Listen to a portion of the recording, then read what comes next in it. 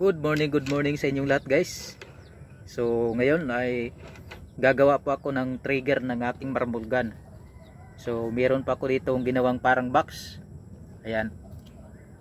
At meron na rin akong ginawang trigger, pinaka-trigger niya guys. Ayan oh. Yung pinaka-trigger niya.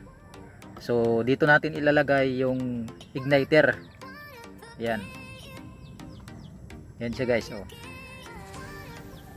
So tamang-tama lang siya. Ayan. Ayan, kung makikita ninyo guys, nakalagay na siya. Ayan. Nakalagay na yung igniter. So mayroon na siyang trigger dito. So ititesting natin kung malakas. At bago ko pala umpisa ng video na ito guys, maraming salamat po sa pagsuporta ninyo sa aking YouTube channel, sa aking mga video guys. At kung bago ka pa lang sa aking YouTube channel, please like and subscribe para updated ka lagi sa aking mga video na in-upload. So umpisa na natin guys.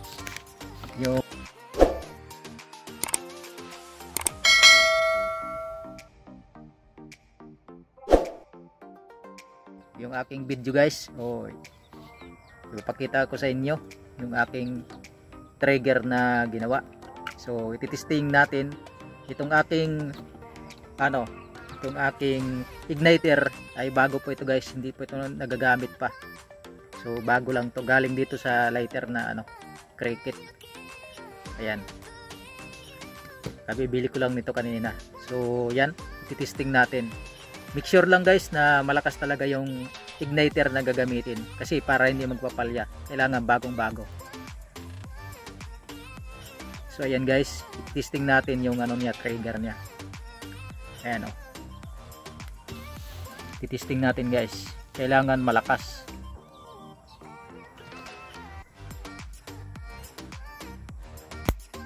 So ayan. Kung mapansin ninyo, hindi kita sa camera. Ayan. Kailangan malakas siya. Ayan. So malakas siya guys. Ayan. Kita ninyo yung spark. So ikakabit natin yan siya guys dito sa aking marble gun. Ayan, tinanggal ko lang muna yung niya, yung hawakan niya. Yan, dito natin siya ilalagay. So meron na siyang wire, yung dating wire ito dito, yung solid wire. Ito guys, yung wire na to, wire po ito ng wire po ito ng TV Plus. So yung puti na nasa loob, yung gitna niya, yun po yung ginamit ko na na wire, na solid wire para dito sa spark niya sa ating marble gun. So yan, papakita ko sa inyo guys kung paano ko papalitan ito at ikakabit. So ito na nga po guys, nikabit na natin yung trigger ko. Ayan. Aantayin ko na lang siya guys na tumigas. At ititesting natin. Yan. So naka-ready na yung takip dito guys. Pagka tumigas siya, tatakpan ko na lang. So yan, yung aking gawang bagong trigger ng marble gun. So antayin ko na lang siya na tumigas.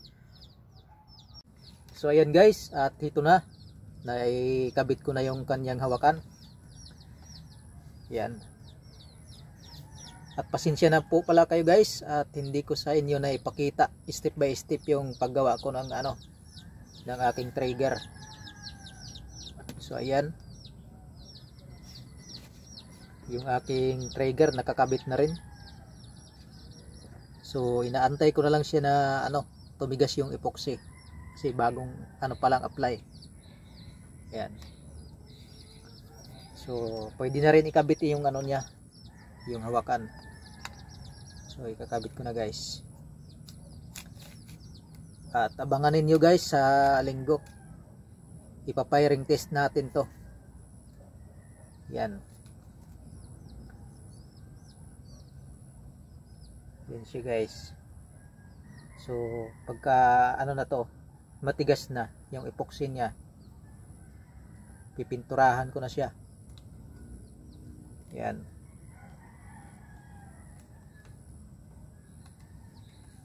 So hanggang dito na lang guys ang aking video, at maraming salamat sa inyong panonood. At kung bago ka pa lang sa aking YouTube channel, please like and subscribe para updated ka lagi sa aking mga video na ina-upload.